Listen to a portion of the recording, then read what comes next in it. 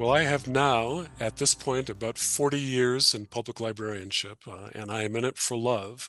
But in that time, I have dealt with over 1,200 attempts to restrict access to or remove library resources.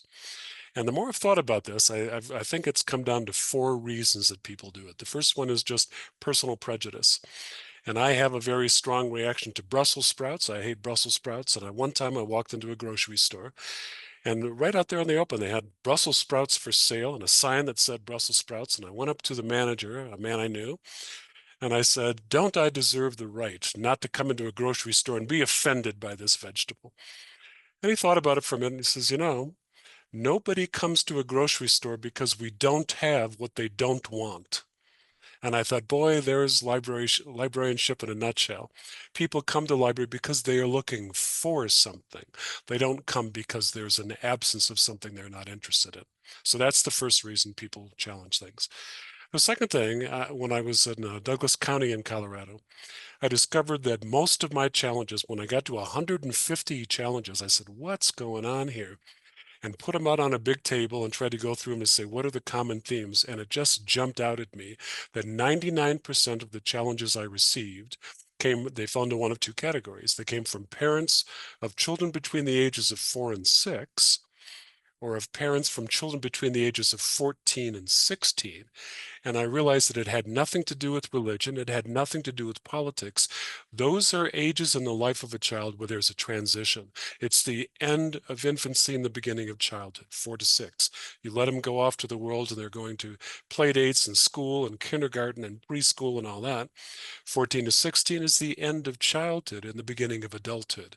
And what was really going on, the reason I think people were freaking out, is they were parents who didn't want their babies to grow up. They wanted to hold on to them. They wanted to stay that child, preserve that innocence.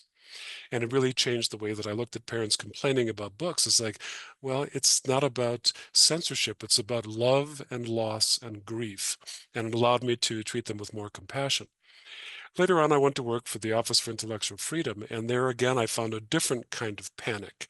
And this was the beginning of this huge surge of challenges across the nation. Now, all of the challenges again fell into two categories, but they were either LGBTQ or they were about people of color. And I realized that just like parents went through a panic in this life transition of their children, America was going through a demographic panic when they realized that suddenly the central narrative of what it means to be an American might be something other than being white and straight. And so the library was beginning to carry maybe 3% of our total offerings were about these previously marginalized populations. But some people, they said, no, 100% being all about us is barely enough. This 97%, no way. We have to fend off all these new voices. At the same time, we were getting a lot of challenges coming from the political left, where they said, we need more new voices. But while we're about it, let's go back and clean up all those bigoted, racist things from the past. And so I realized what the library's job is in this is to say, we need to preserve the human story.